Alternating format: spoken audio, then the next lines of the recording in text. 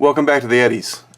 I hope you all are doing well. Many of you may or may not know that I buy and sell a lot of vintage Triumph parts. One of the parts that I get quite a few questions about, and there's also some confusion about, are handlebar controls. And when I say handlebar controls, I mean the switches that are on the handlebars. This is one of the most common ones. I believe they started these in '71. And they ran basically to the end of production of the original Triumph's production in the late '70s, early '80s. They used this identical switch with one exception. The confusion comes from a couple things, and what I wanted to do was take a look at one of these and say how they were originally intended to work, and also some things to look for when you're buying one of these, because there are some differences. They are not all the same. So what you're going to find with these is a lot of them were rewired, reconditioned, changed basically. So you're going to find a lot of variation in these. But let me quickly go through what the original intention of them was for. So first thing I need to say is that, like I said, these started in about '71. Before '71, they used a variety of other types of switches. But there were only a few examples where they tried to combine all the functions of a switch. Now remember, pre-'71 in the US, you didn't have to have turn signals, so that wasn't something that was on a lot of switches. So basically, you had a horn, a headlight, a dip switch, high-low switch for the headlight, and a kill switch, and that's basically the only functions you had.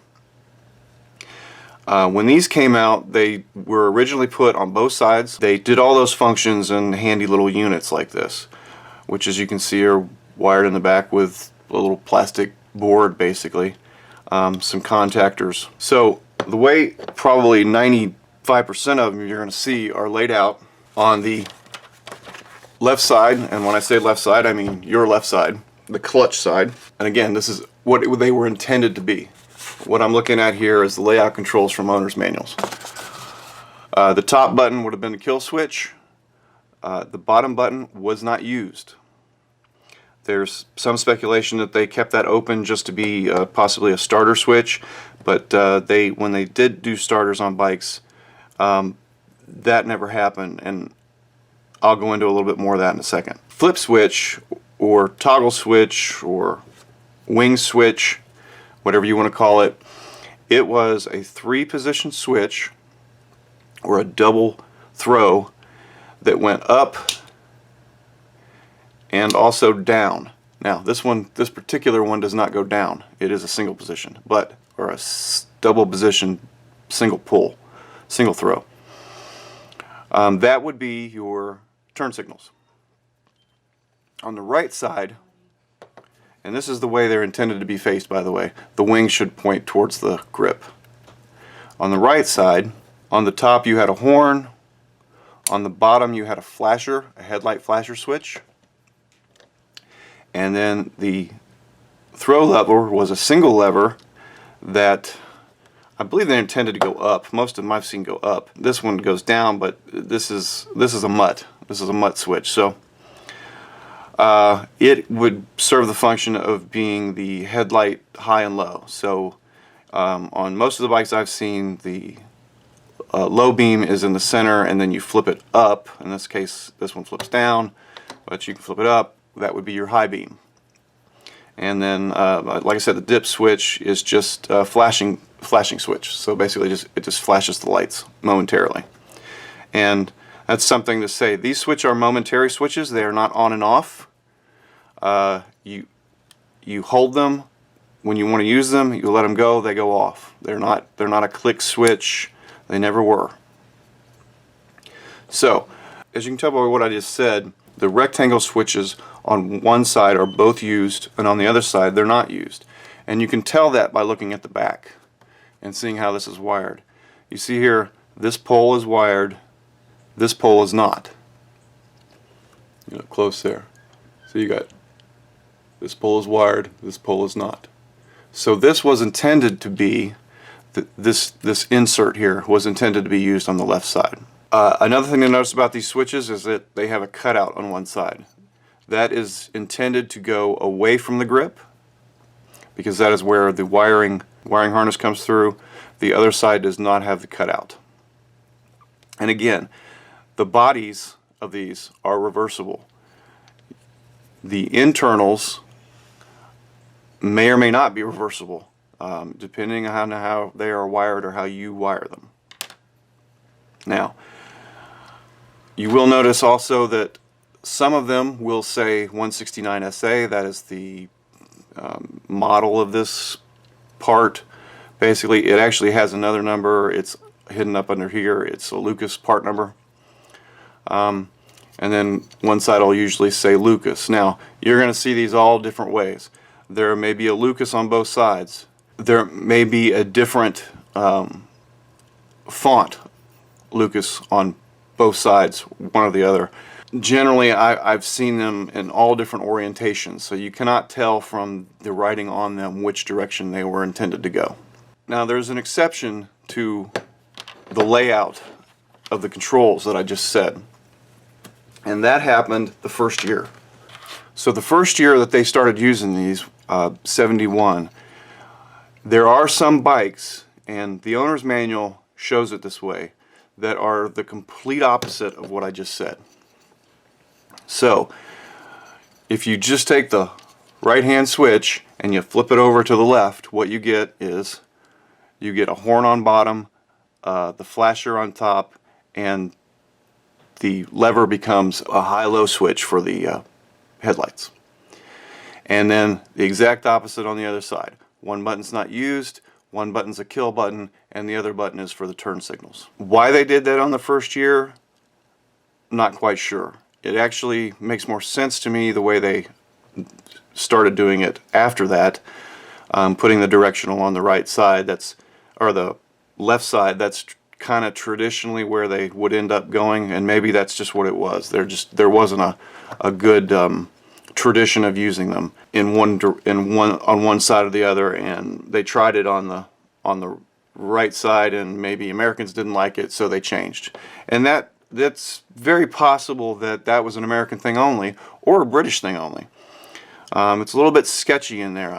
I've seen people talking about having a 71 that was wired both ways, whether that was done at the factory or the dealer or subsequently, who knows. The point is that the functions didn't change, the switches just reversed themselves, basically.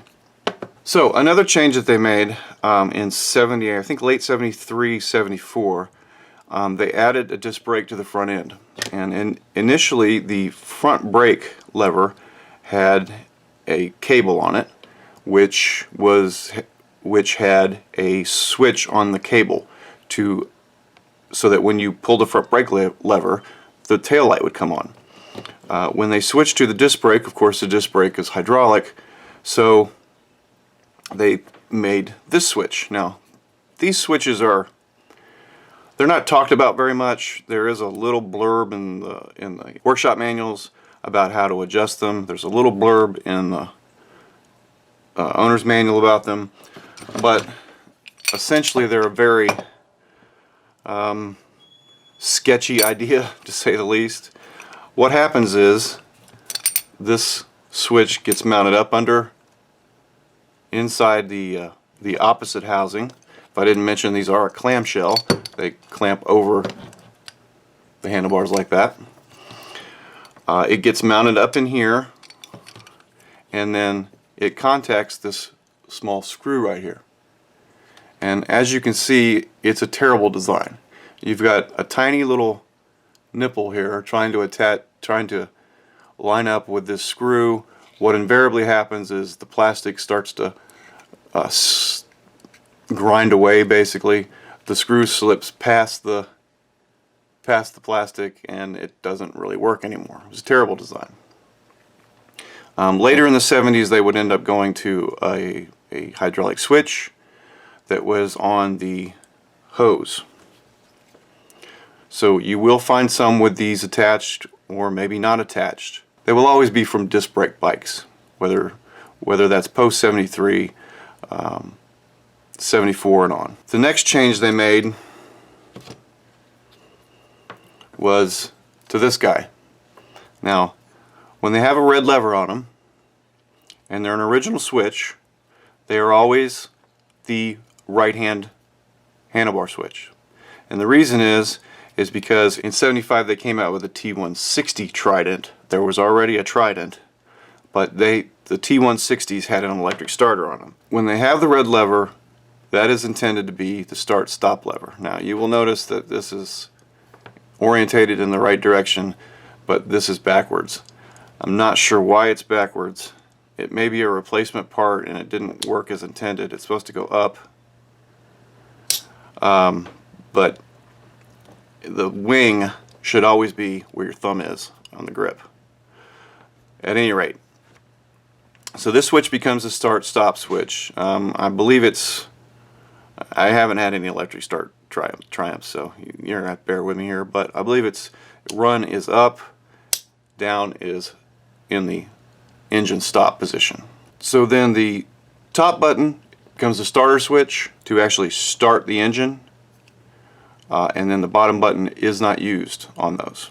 The left side handlebar, and I don't have a example of one of those here, but I'm going to put up a picture. It had all of the rest of the stuff grouped: the horn, the dip switch, the headlight, high and low switch. It had that all grouped into one unit, so they did not use this on the left side anymore. Now, they kept using this switch even though many of the later 70s Triumphs did not have electric start. They kept using this style switch. I don't know if that was maybe a government thing that they had to have a start-stop switch and not just a kill switch.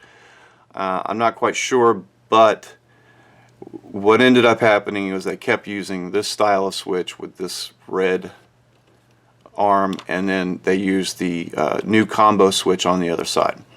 So this style of switch went away. The style of wing went away. The bodies are the same though, and the wiring internal is different, but the bodies are the same. So basically any 169 SA body, aluminum body here, not the buttons and the wiring, they're all the same. So just to recap, some important things to look for is how your buttons are populated, whether or not they're both wired or both not wired. And these can be, if you've got the inclination and some wiring experience, you could repopulate the unused buttons if you wanted to make it a double button switch. And most importantly is how the flip switch works. So it's either a 2-position or a single throw, or a 3-position with a double throw, and that would be up, center, down, whereas this 2-position single throw is just up and center, or down and center. And then if you don't plan on rewiring it, you'll also need to consider where your cutout is to determine whether it is a right or a left. Now, you can get replacement plastic bits here for these. I have not seen replacements of the plastic wiring housing in here. There may be some, but I have not seen them. The little wing levers will usually come either single or double throw, or have one of each. They are slightly different. They have a little bit different profile inside, and they usually come with some springs and stuff that, you know, help these buttons move. So anyway, guys, I hope that sheds a little bit of light on these things. And as I said before, you're going to probably find bikes that have been rewired and may have maybe completely different than what I've said. What I've shown you and told you is the most common from my experience, and also what is in the owner's manuals, how they were originally intended to be operated. So with that, as always, I hope this was informative or entertaining or I don't see how it could be entertaining. It's pretty dry, but at any rate, guys, thanks as always for watching, and we'll see you next time.